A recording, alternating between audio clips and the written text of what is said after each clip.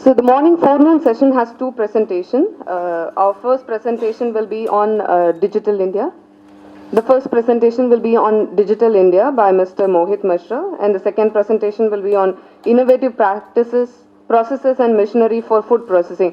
I request both the forenoon speakers to kindly come to the dais. Mr. Mohit Mishra is the he's been a part of National E-Governance team. He is working with the DETI, Government of India, and he is also a senior consultant on technology.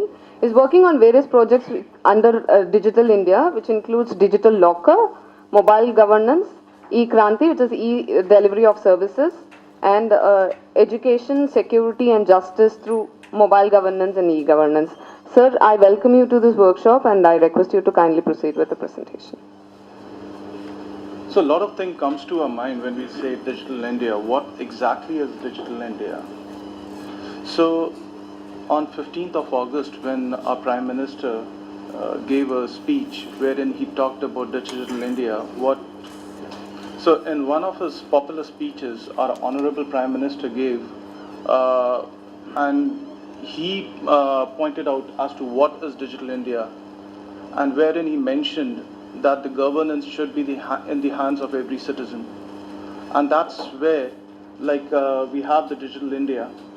One of the biggest, what I would say, attribute of the Digital India is the Indian talent and the information technology is India's tomorrow.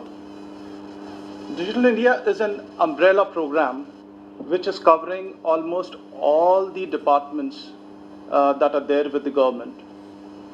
It tends to bring out the best practices that are there. It entails the government process re-engineering that has to be done.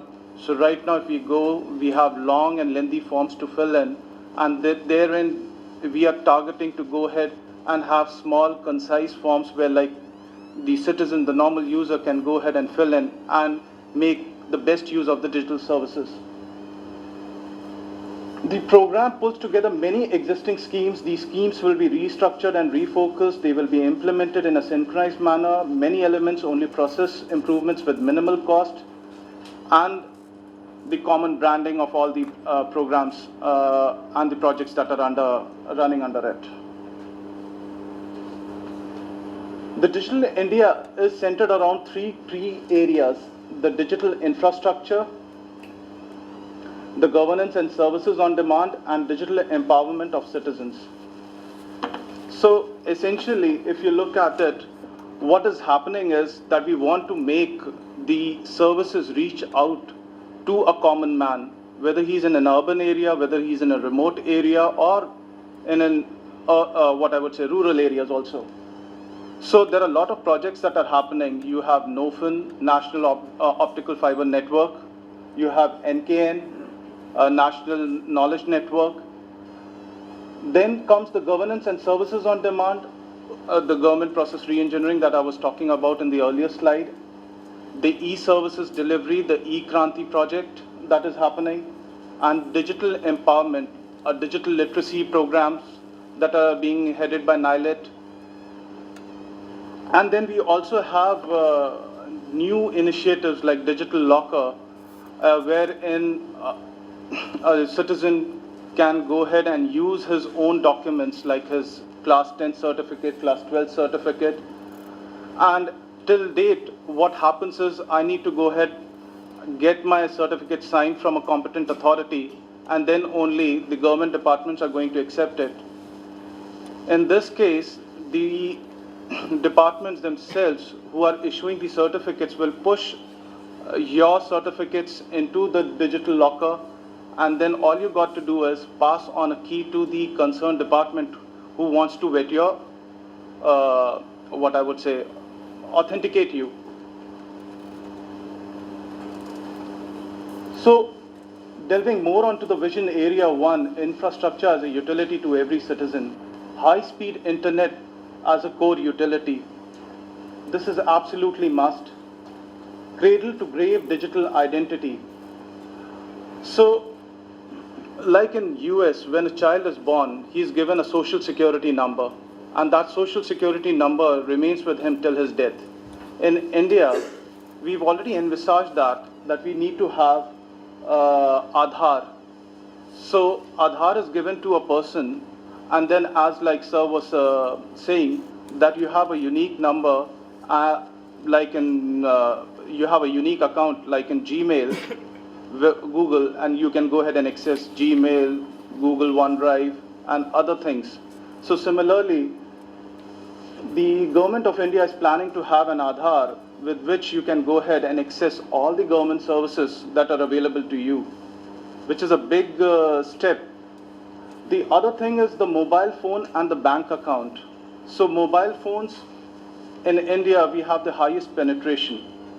And this is one of the best mediums to go ahead and deliver the government services. So mobile phone penetration is one of the key areas where the government wants to push more, especially into the northeast area. And then the bank account, we've already heard about like Jan Dhan Yojana, where like the bank account for everyone. Easy access to a common service center. Now we've gone ahead and set up the common service center. The phase 1 of the common service center entailed that for every 6 villages there is one common service center. So we have round about like 1 lakh common service centers in India. These common service centers are primarily the places where I want to go ahead, have any government document, scan any government document, get my railway tickets booked. So these are the initiatives that have been taken by DATI, and it's been quite popular. And in the phase 1, where we had only a target of 1 lakh common service centers, we ended up having 1,37,000.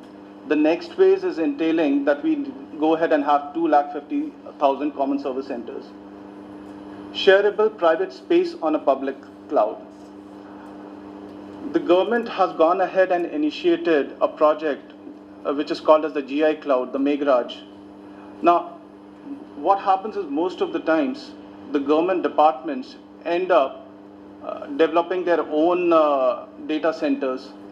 Now, that's not the core strength of a government department to have their data centers, because they are more of into the government, what I would say, to that government domain knowledge that they have. And over here, with Meghraj coming into the picture, all you got to do is give your requirements onto the for the cloud, and then you can go ahead and host your application, your service on the cloud. The other aspect is safe and secure cyberspace. It's also pretty critical, because if your data center is not safe, if your transactions are not safe, then it's a big issue. So we've got certain agency dedicated for on this particular aspect. Digital empowerment of governance and services on demand. So this is another vision area. Like right now, we've got government departments that work in silos. So one government department doesn't talk with the other government department. So interoperability is a big, what I would say, big issue. And over here, a lot of projects like ICJS, which tries to go ahead and integrate the police, the judiciary, the prisons into one. So seamless integration across departments or jurisdictions, service available in real time from online and mobile platform, all citizen entitlements to be available on the cloud, and PDS being one. Services digitally transformed for improving ease of doing business, making financial transactions electronic and cashless. So government over here has come out with a PayGov. Now, essentially the PayGov is for the G2C services. PayGov is linked to almost all the banks, all the credit agencies like Visa, American Express.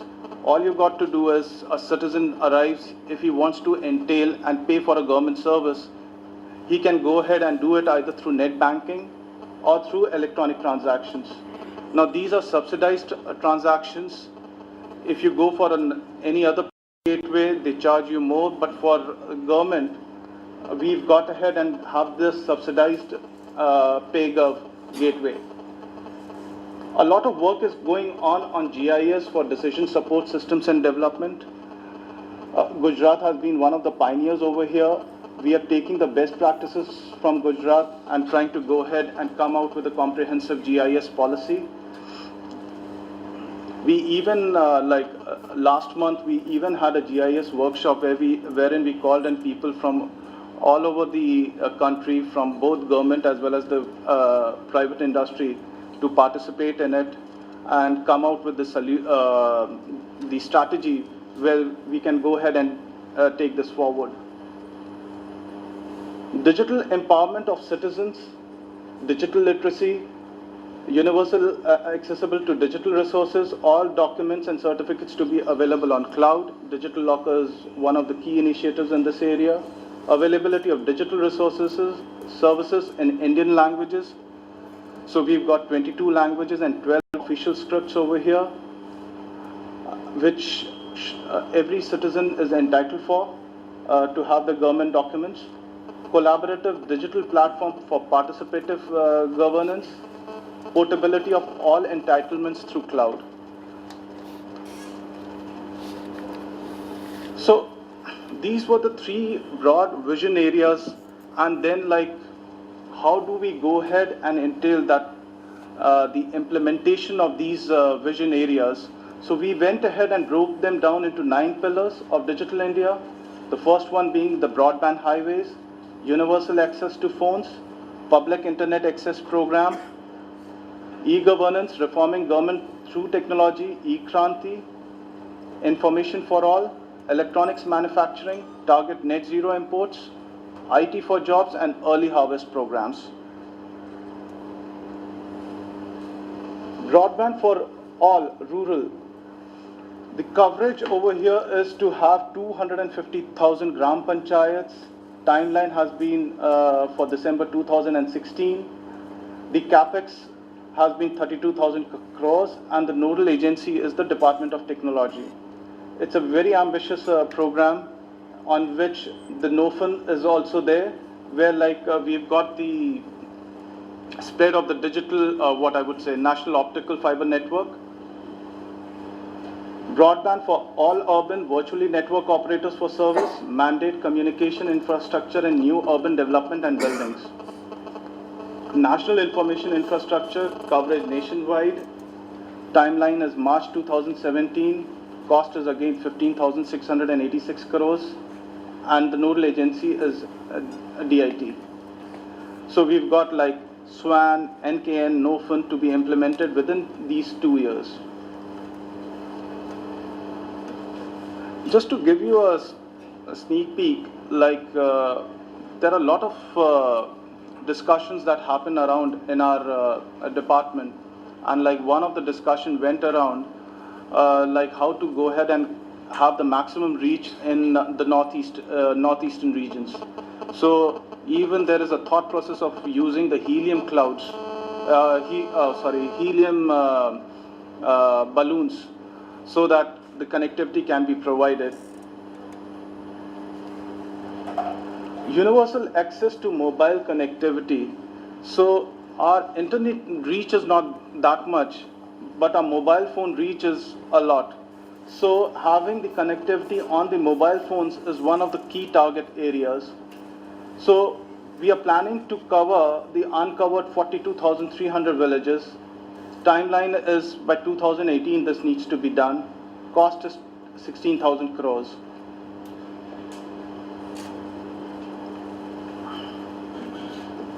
Public Internet Access Program, National Rural Internet Mission. So again, common service centers, coverage 250,000 villages. There are right now 137,000 villages, and by 2017, this needs to be done. It's a very ambitious project. It costs 4,750 crores. The other aspect is that the current post offices, we tend to make them as the multi-service centers.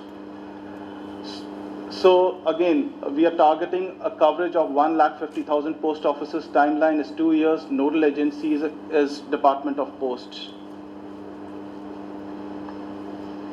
The government business process re-engineering. So this is one of the key areas where a lot of churn is happening. So a lot of departments are going ahead, doing a re-engineering, and then sharing in the reports with us for the project appraisal. We do go ahead, look at them, like how further it can be simplified, what are the other states are following, not only the other states, but across the globe, what are the best practices. Electronic database, workflow automation, and the public grievance redressal. There is other aspect also, there is another thought process that is going on to bring in rapid assessment system in place.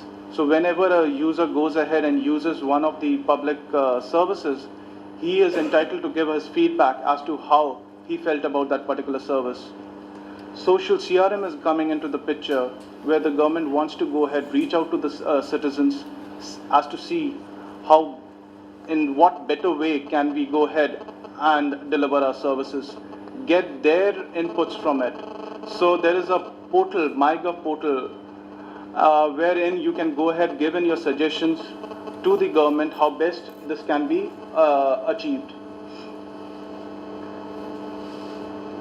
We've got e-Kranti, electronic delivery of services, technology for education, free Wi-Fi in all schools, digital literacy, MOOCs, massive online open courses,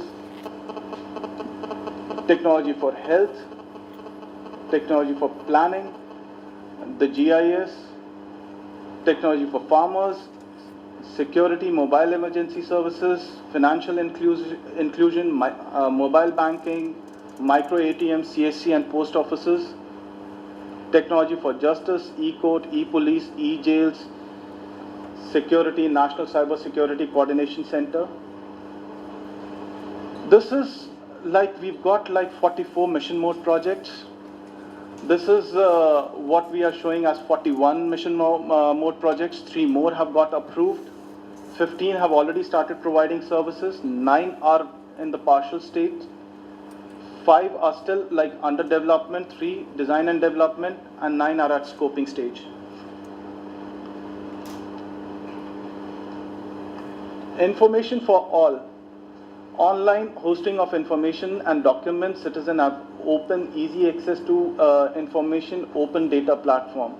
So the government has come out with an open API policy. So it's not only services to the citizen, but the government departments from a technological angle are going ahead with a service-oriented architecture where the front end can be developed by any private party, but the services should be available through APIs. APIs are nothing but application programming interface, which allows you to hook onto these APIs or the web services, and you can take the information from there.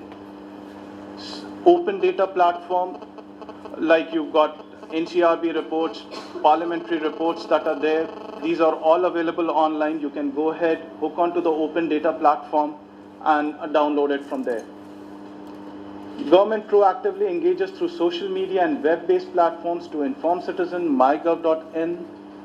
It's a two-way communication between citizen and government. Government goes ahead and informs citizens about the initiatives, and the citizens also participate in the governance, government decision making by sending in their opinions. Recently, we launched a Digital India campaign, so we received a lot of what I would say logos, the taglines, the punchlines that can be included for Digital India. Then we've got online messaging to citizens on special occasions and programs. E-Sampark is there, e-greetings are there. So E-Sampark, almost all the central government employees have been covered, where like government goes ahead and gives out what I would say their decision, what I would say alerts and information on the new schemes. E-greetings, every Tuesday something approximately 10 lakh e-greetings are sent to the citizens. Largely utilize existing infrastructure, limited additional resources needed.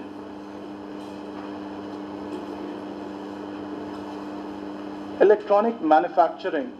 Now, this is one of the key areas. As of today, we've got like 100 billion worth of imports that we do on the electronic equipment. By 2020, that would be 400 billion. It's a big this thing. And therein, you've got a lot of, you must have heard a lot about Make in India program. Now, the Make in India program also entails over here on the electronic side, where the government has an ambitious to target net zero imports. It's an ambitious goal where it's wanting to go ahead and set up the units over here as compared to importing from China and other countries. There has been a proposition to set up 2 fab centers here in India. So focus big areas, big ticket items, incubators and clusters. So we've got green clusters as well as brownfield clusters that are there. So government is providing a lot of incentives for the greenfield clusters. For the brownfield clusters also, there is incentives ranging up to 75% of the cost.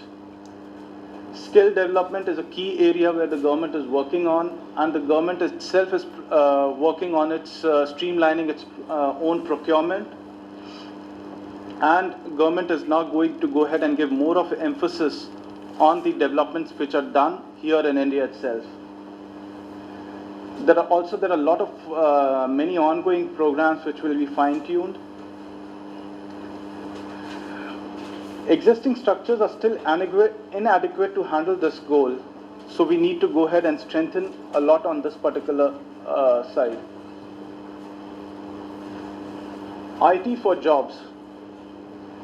So there was one thing, one of the key things is the government entails to have at least one digital literate person in every family. And coming in from that particular aspect, we've got like NILET, we've been promoting the private agencies on this particular side to go ahead and impart education. Common service centers are one where the VLEs, village level entrepreneurs, are engaged. So train the people in smaller towns and villages for IT sector jobs. Coverage is 1 crore students, timeline is 5 years, cost is 200 crore for the weaker sections. IT-enabled services in Northeast. There is a plan to set up a 5,000 seater BPO in Northeast. A lot of incentives are being passed on for setting up the BPOs. The nodal agency over here is the DIT. Train service delivery agents to run viable business delivering IT services. Telecom service providers to train rural workforce to cater to their own needs. Pillar line is the early harvest programs, IT platform for messages, elected representative, all government employees, mass messaging application developed e-greetings and e-sampark that I was talking about. Government greetings to be e-greetings. Again, as I told you, 10 lakh greetings are sent every Tuesday. We've already got our e-greeting portal ready. Biometric attendance. We've in our DIT office, all the attendance systems are biometric attendance. So I do not know whether any one of you have walked into our office at Electronics Niketan. You can see every department is having its own biometric attendance system. And then we are also planning to go ahead and encourage the state departments also to go ahead and have the biometric attendance system.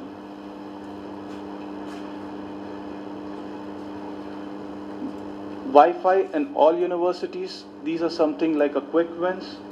We can national knowledge network is being planned. It was approved in October 2014 and the implementation needs to be done by December 2015. Secure email integration within the government. Already like 10 lakh government employees have got their emails. Phase 2 entails for 50 lakh government employees by March 2015. Cost is 98 crores. Standardized government email design. So we've already got a standardized email design template. public Wi-Fi hotspots. We've already got a hotspot, Wi-Fi hotspot at Taj, even at Sabarmati here also. We've got a Wi-Fi hotspot. So Department of Telecom is the nodal agency. Ministry of Urban Development is also looking at it. School books to be e-books. So emphasis is being put on e-books. A lot of things are happening on the e-book side. SMS-based weather information, disaster alerts. So on the mobile saver front, we've got a platform wherein the state government or any specific government department, if it wants to go ahead and develop the government mobile application, can go ahead and develop it and host it on the mobile saver platform. On this one, you get the SMS, IVRS, USSD facilities also. So it's a comprehensive mobile package that you can go ahead and find. And the rates that have been negotiated with the telecom providers are also like quite good enough. There's only one short code, 161, Pan India. National Portal for Lost and Found. So this is again being spearheaded by DATI and Department of Women and Child Development. The other activities that are happening are the digital locker and the Jeevan Praman. So earlier you have to go ahead and be present to give your this thing that I'm alive. Right now the portal have come in, the CSC centers are there, like wherein a person can walk in and given the requisite credentials for the Jeevan Praman. So overall cost of the Digital India is 100,000 crores for the ongoing schemes, 13,000 crores for the new schemes and activities. Impact of Digital India, broadband in 2.5 lakh villages, universal phone connectivity, net zero imports by 2020, 400,000 public interest access point, Wi-Fi in 2.5 lakh schools, universities, Wi-Fi hotspots for citizens, digital inclusion, 1.7 crore trained for IT, telecom and electronic jobs. We've got job creation as an initiative, e-governance and e-services across government, India to be leader in IT, use and service, health, education, banking, digital empowered citizens, public cloud and internet access. That was pretty much it from my end.